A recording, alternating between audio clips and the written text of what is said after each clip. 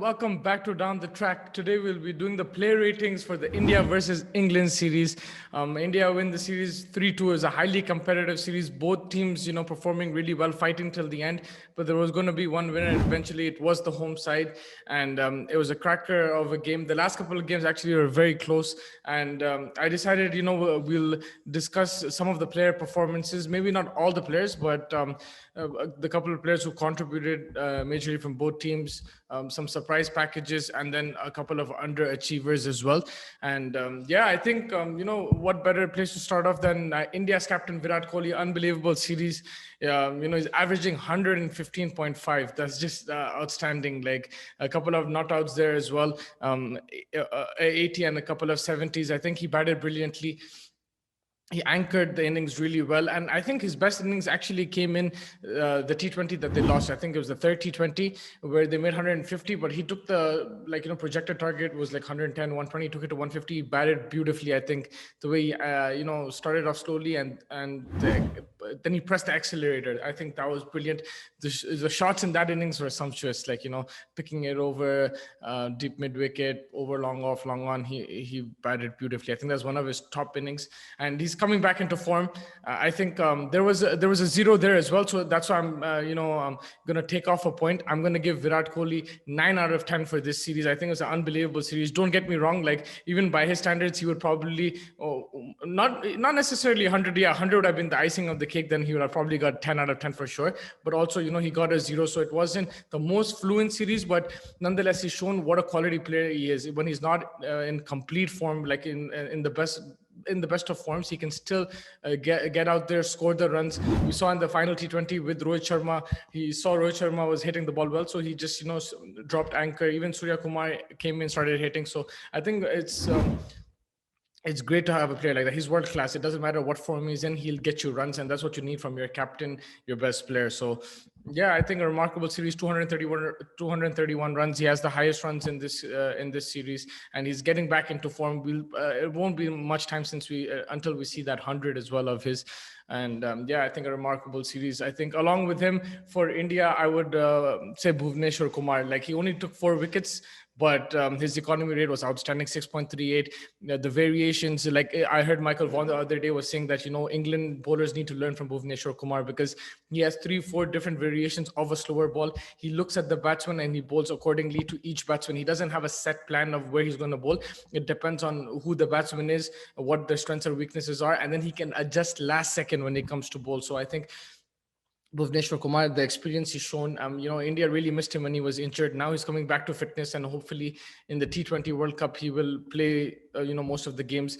At the death, he's solid again. We saw yesterday, 12 overs done. England were close to 130. They needed a wicket. He came in, he got the wicket. A Butler gave just 3 runs, and that changed the game. To me, his spell was the game changer in the final game, and he won India the series. So I think unbelievable performance by him, and he'll get better. He's just coming back from injury, so he's not at his peak right now. He will get better, but he just needs to stay fit. The main thing with Bhuvneshwar Kumar, he needs to stay fit. He has the skill set. I think his pace will increase as well as he plays more games. But it's just his variations in this format of the game. You'll see him in the IPL as well. I think the subtle variations, the slight, change last second, I think is just unbelievable. He reads the batsman really well. So I think for this series, I would give Bhuvneshwar Kumar 8 out of 10. I think, he had a wonderful series. And just to add to that as well, I think Shardul Thakur was slightly expensive on the expensive side, but I think the amount of wickets he took, he complemented the Bhuvneshwar Kumar really well. And he took some game-changing wickets in the 4th T20. Even in the 5th T20, he got Morgan out straight after Butler got out. So I think Shardul Thakur as well, he had a really good series, and he's complementing the likes of Bhuvneshwar Kumar, who holds things tight in one end, and Thakur comes from the other end and takes wickets. One thing that he'll probably want to improve on is his economy rate for sure. Probably give less runs, those boundary balls. But he also has really good variations for these kind of conditions. I think Thakur is a really good bowler. He can get the ball to swing with the new ball as well. So he has an option if you need to bowl with the new ball, and he can contribute with the bat as well. For this series, I'll probably give Thakur 7 out of 10 just because he was slightly expensive, but a really good performance. He was the highest wicket taker in this series, so a great performance nonetheless. 7 out of 10 for Thakur. And for me, the surprise package from the Indian team, I've seen him play amazing in the domestic circuit, but to come and play like this in the international stage is just wonderful. I didn't expect him to start like this. Surya Kumar Yadav, first ball of his T20 innings, he hits it for six, and then again we saw yesterday in the final game the way he batted. Like he plays a different shot every delivery. So he's very aware of the field placements. He knows where, and he plays with the bowler's mind because he can hit it over extra cover, then he can lap it over fine leg, he can reverse lap it over third man, whack it through cow corner. So he's very aware of the field settings, and he just plays different shots. He has all the shots.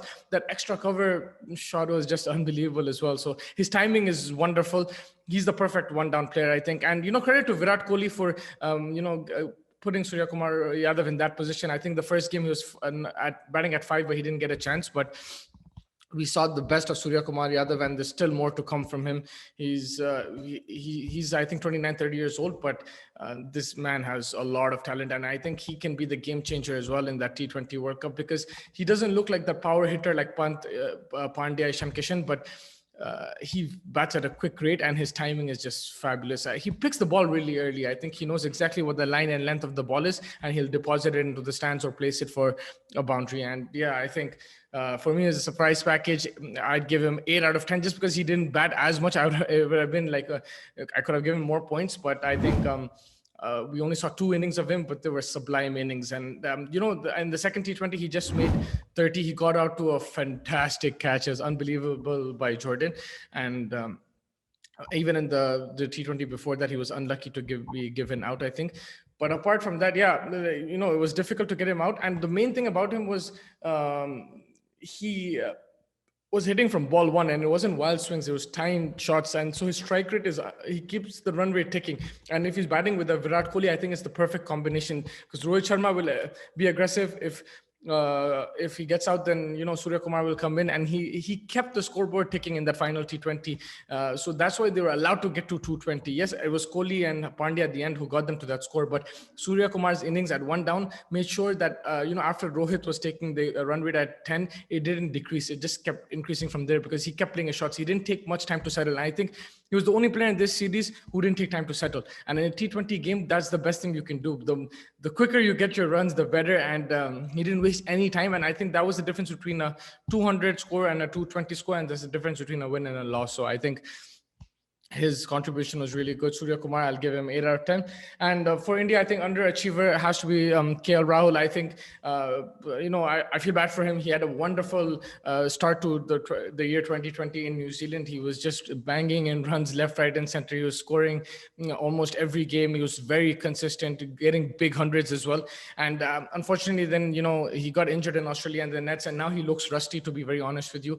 And his feet are not moving. You can see that, he's not on his game 100%. Extremely talented batsman. We're hoping that he will come back. And, I think he's important to India's scheme of things going forward. He is India's future. So, all the best to him.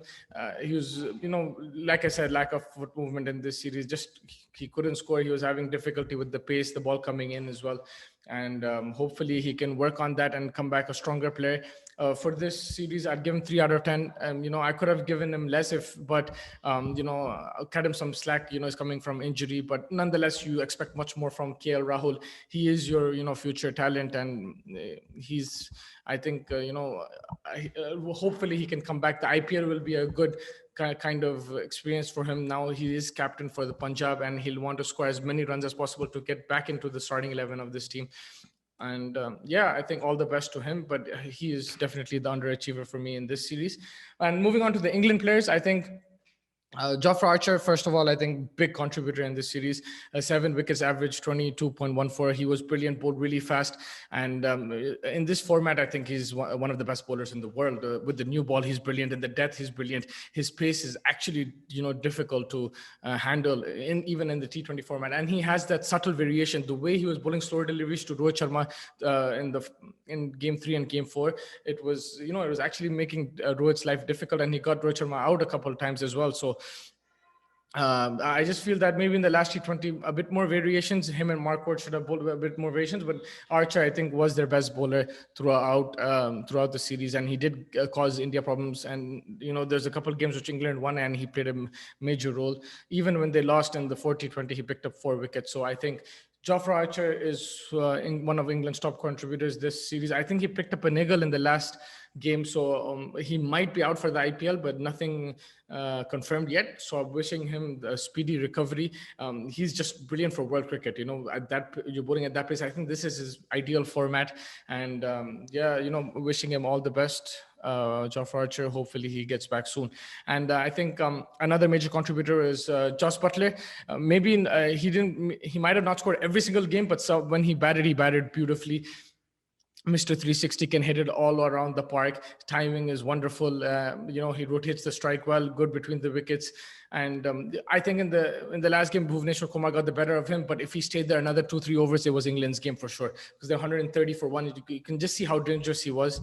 And unlucky to get out. I think if he batted, like I said, another couple of overs, the game could have been in England's hand. So, and apart from that, he had the highest score in the series, 83 runs not out in I think it was the 30-20, if I'm not mistaken. So I think Joss Butler, a really good series for him.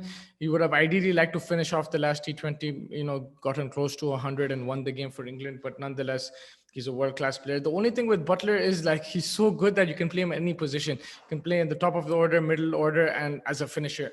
Now, England are missing a few finishers, like a right-handed finisher. They have Ben Stokes there. Maybe they push up Stokes and make Butler the finisher. I don't know. They'll have to experiment. But right now, Butler is a sensational opener. But the thing with him is he's so talented. You can play him anywhere. So it'll depend going into that T20 what England is missing. If they're missing a consistent opener, then he bats there. If they're missing a consistent finisher, then he bats there.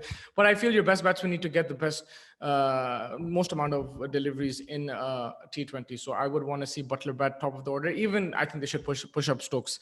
Don't worry about someone will finish the game. I think Morgan is a really good finisher as well. Stokes can finish, but I think Stokes should come ahead as well and play as many deliveries as possible because these guys are your best players.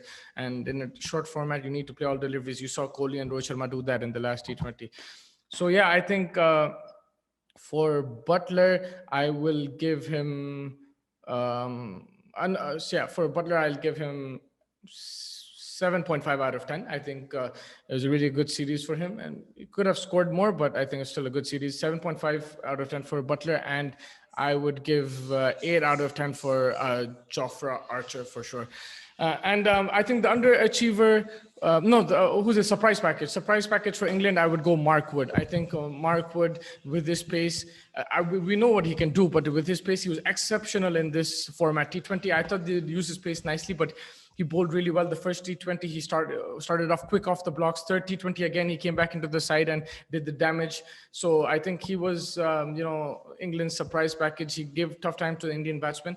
I think just the last T20 when he got hit, you would again you would probably want him to take that Bhuvi kind of step where you bowl more slower deliveries, vary your pace more. He's a bit, one kind of plan, but probably vary his pace a bit more and get work on some slower deliveries. I think for Mark Wood, but apart from that, I think it's really good series from him.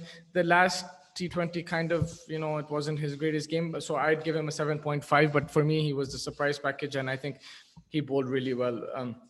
The underachiever, I mean, this is kind of harsh, but I would go Owen Morgan as captain. He didn't face enough deliveries, only 30 deliveries, but even then he only scored 33 runs, average 11. And I think, captaincy comes to it as well. He'll need to, he's an exceptional captain. There's no doubt about that. But I just feel that, maybe utilize himself and Stokes better in this format because England have so many options. When you have so many options, it can be a big headache.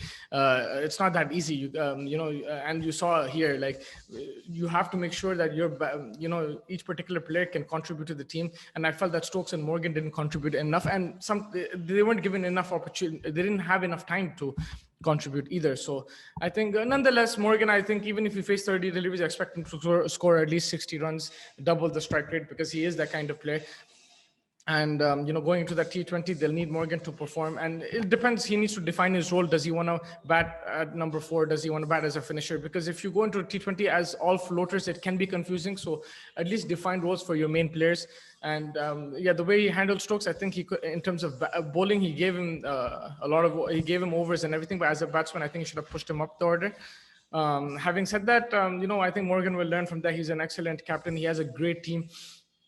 But just for this series, I felt he could have done better both as a batsman and like as a tactician. And they still won 2 games, so you can't really blame his captaincy too much. So I would give Morgan a 5 out of 10. I think just average.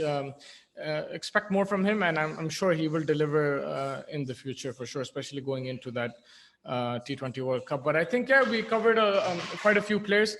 Some ratings there. It's just my opinion. You can give your ratings in the comments below, whatever you feel.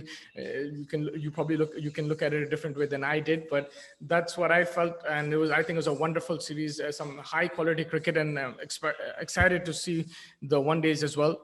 Catch us for that, for all the latest content in the cricketing world. Like and subscribe to our channel, please, and thank you so much for joining me. Hope to see you soon. Take care.